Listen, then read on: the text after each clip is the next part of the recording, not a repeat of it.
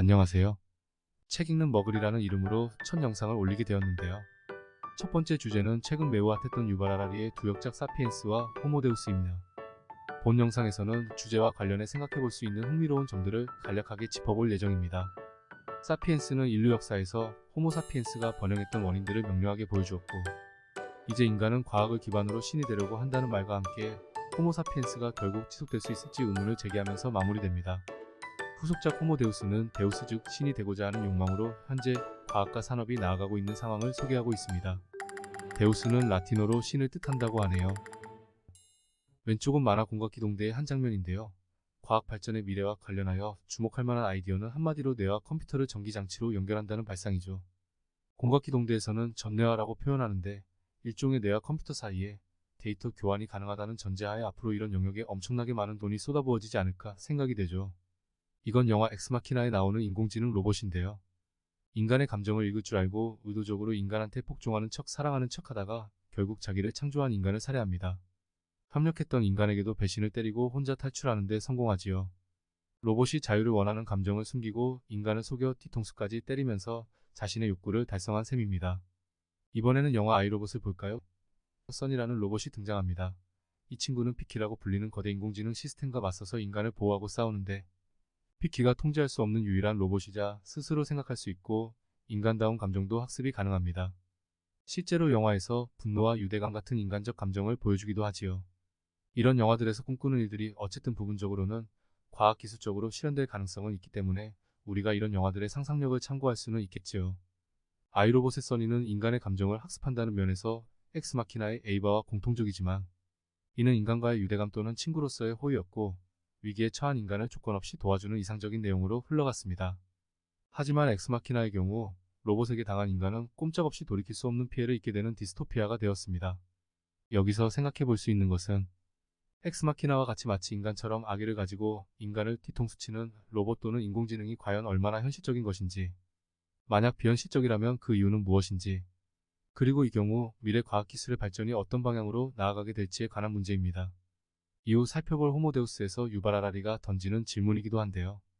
결론적으로 AI의 발전과 관련하여 예컨대 대리연애 혹은 대리섹스에 관한 기술 개발 등이 나온다면 굳이 인간과 같은 감성이나 욕구를 가진 로봇을 만드는데 투자가 이루어질 것이라고 생각되지는 않습니다.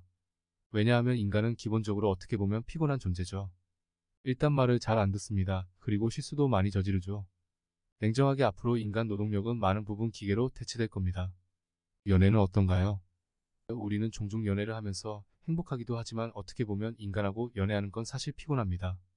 많은 경우 사람들이 귀여운 반려동물을 더 좋아하는 이유 중 하나는 반려동물은 반항하거나 속된 말로 개기는 일이 없지요. 기껏해야 생물학적인 습성 때문에 관리해줄 필요가 있는 정도이지. 인간은 상처 주는 말도 많이 하고 사랑한다는 이유라면서 험한 말들을 늘어놓기도 하고 틈만 나면 변덕을 부리고 그렇기에 수많은 갈등이 벌어집니다. 항상 드라마와 영화에 나오는 전개이죠. 게다가 소통도 제대로 못해서 언제나 서로 오해가 생깁니다. 결국 인간을 알고 보면 상당히 피곤한 존재인데 연애 파트너로서의 로봇 따위를 만든다고 할 때 인간의 변덕스러운 정신 상태를 그대로 모방하려고 하지는 않을 것 같습니다. 물론 소비자들을 위해 더욱 실감나도록 어느 정도 인간인 척 흉내내도록 할 수는 있겠죠. 예컨대 잠깐 삐지는 척 하다가 조금 뒤 갑자기 기분이 풀어지게 한다든지. 하지만 어디까지나 겉으로 흉내만 내는 수준이고 굳이 진짜 인간처럼 나를 귀찮게 하는 정도까지는 만들지 않겠죠. 일찍이 인간 문명의 발전과 진보에 관하여 17세기의 유명한 사상가 베이컨은 인간의 자연지배에 초점을 맞추었고 비슷한 시기에 데카르트는 정신은 그 자체로 지속될 뿐이지만 정신 외부의 사물들은 분할이 가능하다고 말했지요. 20세기의 사상가 호르크하이머와 아도르노는 인간이 외부 자연을 지배하다가 규모가 커지자 다른 사람들에게 일을 시키면서 타인을 지배하게 되고 나중에는 인간 자신도 절제해야 하는 자기 지배에 이르렀고 자신의 자유로운 자연까지 파괴하게 되었다는 분석을 하기도 했습니다.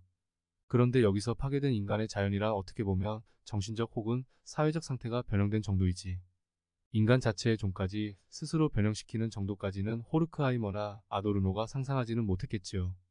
그렇다면 현재의 과학기술 입장에서 인간의 자연지배는 외부 자연을 효율적으로 지배한다는 기존의 목적에서 더 나아가 호모사피엔스라는 종 자체가 한계로 진단이 되는 거죠.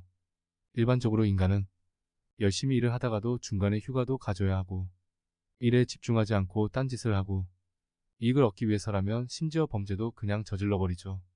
사랑에 빠지거나 도박에 중독되면 그만큼 능률이 떨어지는 경우도 많겠죠. 끝없는 진보라는 입장에서만 본다면 이렇게 알고 보면 상당히 피곤한 존재인 호모사피엔스가 오늘날과 같은 발전 단계에서 낼 수 있는 성과에는 한계가 있다는 겁니다. 사실 우리는 이미 일종의 로봇화 혹은 인공지능화를 위한 노력을 해왔는데요.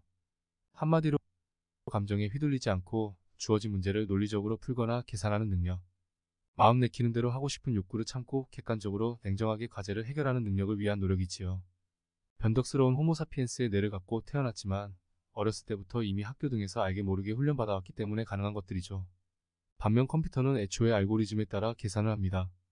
예컨대 카메라로 외부를 지각할 때 철저하게 알고리즘에 따라 패턴 인식을 하는 것이고, 인간과 다르게 갑자기 흥분하거나 망각을 해서 실수하지도 않죠. 그렇다면 인공지능이야말로 인간을 컴퓨터화하기 위해 노력해온 자연 지배 과정이 호모사피엔스라는 한계를 극복할 가능성을 보여준다고 할 수도 있겠습니다. 그렇게 생각해 본다면 앞서 말한 데카르트적인 관점을 다시 평가할 수도 있는데요. 데카르트는 외부 사물과 달리 정신은 분할할 수 없는 실체라고 했고, 이는 일반적으로 널리 받아들여지는 시각이기도 합니다. 오늘날 인간 개조를 꿈꾸는 과학기술의 기본 전제 중 하나는 인간 정신도 결국은 물질적인 것으로 환원이 될 거라는 생각이죠.